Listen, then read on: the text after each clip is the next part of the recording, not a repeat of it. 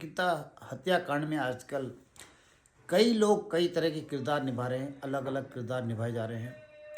कुछ लोग अपनी राजनीतिक रोटियां सेक रहे हैं, तो कुछ लोग सरकार में कोई दायित्व मिले इसके लिए प्रयासरत हैं, इसके लिए काम कर रहे हैं। सरकार अपने बचाव के लिए हर संभव प्रयास कर रही है, जिसमें लगभग वो कामयाबी होती जा रही है और लगभग कामयाब हो गई है। जिस तरह से षड्यंत्र रचे जा रहे हैं, लेकिन उसके साथ देने वाले जितने भी अलग अलग किरदार हैं, उनका भी कहीं ना कहीं अपना निजी स्वार्थ है, या उनको कहीं ना कहीं कोई लॉलीपॉप है जो सरकार उन्हें दिखा कर उनसे काम अपना उल्लू सीधा करा रही है। कल अंकिता हत्याकांड में एक बहुत नया मोड़ आया, जब धामी ने, पुष्कर सिंह धामी के आदेश पर अंकिता के माता पिता को घर से उठा दिया गया। जी हाँ, लाया नहीं गया, उन्हें उठा दिया गया है घर से। जिस तरह से बोलते हैं कि जैसे पहले गुंडे घर में घुसते थे और उठा कर लाते थे, वही काम कल अंकिता के माता पिता के साथ हुआ। भले ही उनके ऊपर आज साम दाम दंड भेद करके उनसे बयान जो भी दिलवाया गया हो, वो सब जानते हैं कि किस दबाव में या लालच में या डरा धमका कर उनसे जो बयान दिलाया गया है, वो बिल्कुल इसी का एक हिस्सा है, जो कि भारतीय जनता पार्टी का एक षड्यंत्र था, धामी सरकार का एक षड्यंत्र था। और अपने वीआईपी को बचाने के लिए, अपनी पार्टी को बदनामी से बचाने के लिए एक जो प्रयास था, उसमें वो कहीं ना कहीं सफल हुए। और सफल होना कोई बड़ी बात नहीं, कोई बहादुरी का काम नहीं है। जब आपके पास सत्ता है, पावर है, तब उसका दुरुपयोग करके आप किसी गरीब को, किसी मजलूम आदमी को उठा रहे हैं घर से और उसके ऊपर आप दबाव बना रहे हैं, डरा कर धमका कर लालच दे करके, तो ये कोई बहुत बड़ा बहादुरी का काम मैं नहीं समझता हूँ। लेकिन इतना समझ में सबको आता है, पूरे हिंदुस्तान को आता है, उत्तराखंड के लोग तो देख ही रहे हैं कि जो अंकिता के माता पिता परसों तक लोगों से अपील कर रहे थे कि अंकिता को न्याय दिलाने के लिए कृपया सड़कों पर आइए, उसके लिए माहौल बनाइए।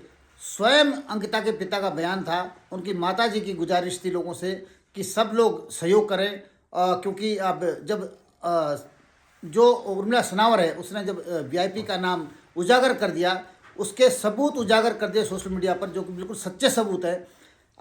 उसके बाद जब खलबली मची, तो उर्मिला सनावर तक पहुंचने के लिए भाजपा ने अपना एक एजेंट, जिसको स्वामी दर्शन भारती अपने आप को कहता है, वैसे वो उसका नाम देवेंद्र पंवार है। स्वामी नाम कहना तो एक बहुत ही गलत होगा उस आदमी के लिए। स्वामी जैसा पवित्र शब्द तो इस्तेमाल ऐसे दोगले इंसान के लिए, ऐसे एजेंट के लिए, सरकार का जो एजेंट है, एक दलाल है, उसके लिए ऐसा शब्द शोभनीय नहीं है।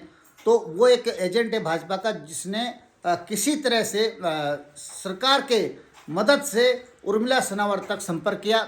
और संपर्क करने के बाद बहुत संभव है कि उसने पहले रास्ते में ही उर्मिला सनावर को धमकाया होगा कि अगर आप इस समय हमारी बात नहीं मानोगी तो आपके ऊपर जो हिंदूवादी संगठन है हमारा, वो हमला कर सकता है, आपको ऊपर कई तरह के हमले हो सकते हैं, आपके जान को भी खतरा हो सकता है। किस तरह से उसको डराया होगा, और उसका जरूर असर भी उर्मिला के ऊपर हुआ। और देखने को मिला जब वीडियो उसने जारी की थी इस दलाल के साथ, भारतीय जनता पार्टी का जो एजेंट था, दिल्ली गया था, दर्शन भारती, इसके डराने के बाद उसके जो तेवर थे वो थोड़े नरम पड़ चुके थे।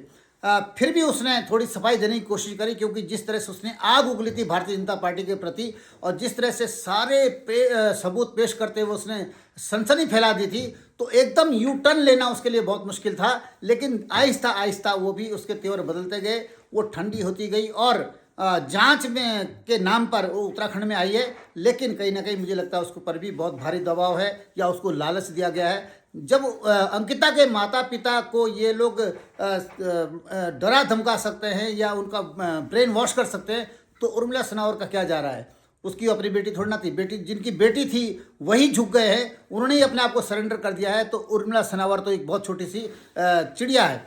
तो मुझे लगता है कहने के उसको भी मैनेज कर लिया है, और क्योंकि उसके त्योरों में अब वो बात नहीं है, उसमें बदलाव आ चुका है। कल उसकी एसआईटी से पूरे दिन भर पूछताछ हुई, आज भी हो रही है, फॉर्मेलिटी हो रही है। वो सिर्फ एक फॉर्मेलिटी है, बाकी सब कुछ सेटिंग हो चुका है, सब कुछ बात हो चुकी है। और इधर सबसे बड़ी बात है कि जब उनका जो है जो माता पिता है, उनको इन्होंने जो है किस तरह से ब्रेन वॉश करके अपने पाले में ले लिया है, तो बाकी तो कहानी पूरी ख़त्म हो ही जाती है। तो ये बड़ा दुर्भाग्य उत्तराखंड का। लेकिन इसका मतलब ये नहीं है कि उत्तराखंड के लोग ये समझेंगे कि वास्तव में स्थिति ये है जो भारतीय जनता पार्टी दिखाने की कोशिश कर रही है। ये तो सिर्फ भारतीय जनता पार्टी अपने उस वीआईपी को बचाने के लिए पूरा प्रयास कर रही है, क्योंकि जो वीआईपी का नाम, जिसका नाम सामने आया है, वो कोई छोटा मोटा आदमी नहीं, वो अमित शाह और प्रधानमंत्री मोदी का बिल्कुल राइट हैंड है, उनके साथ उठने बैठने वाला आदमी है। तो उसको बचाने के लिए सरकार ने पूरी ताकत झोंक दी है, जिसमें केंद्र का भी इन्वॉल्वमेंट था, कि उसका साथ था यहाँ पे राज्य सरकार को कि किसी भी तरह से इसको बचाना है। तो फिलहाल वो इसमें कामयाब होते दिख रहे हैं, लेकिन उत्तराखंड का ये आंदोलन रुकना नहीं चाहिए, ये मूवमेंट रुकना नहीं चाहिए, क्योंकि ऐसी कई अंकिताएं अब इनका निवाला बनेगी, इनका शिकार बनेगी अगर हमने ये आंदोलन ख़त्म कर दिया। और इसका ज़रूर कहीं ना कहीं मुझे लगता है कुछ दिन बाद जब ये डर उनके ऊपर से निकल जाएगा, तो अंकिता के माता पिता, मैं आपको गारंटी के साथ कहता हूँ कि वो अपना बयान देंगे कि किस तरह से उनके ऊपर दबाव डाला गया, किस तरह से उनको डराया और धमकाया गया या लालच दिया गया। लालच पे तो शायद नहीं आने वाले, जो जिनकी बेटी की हत्या हुई है और सब कुछ उजागर हो चुका है, लेकिन उनके ऊपर एक भय का एक साया है जो सरकार उन्हें डरा रही है। धामी के लोग उससे डरा रहे हैं, धामी स्वयं उसमें डर का माहौल उनके लिए पैदा कर रहे हैं, जिससे उनको आज सरेंडर करना पड़ा। तो मेरा सभी से ये एक आग्रह है कि इस आंदोलन को अभी जिंदा रखें। धन्यवाद। जय हिंद, जय उत्तराखंड।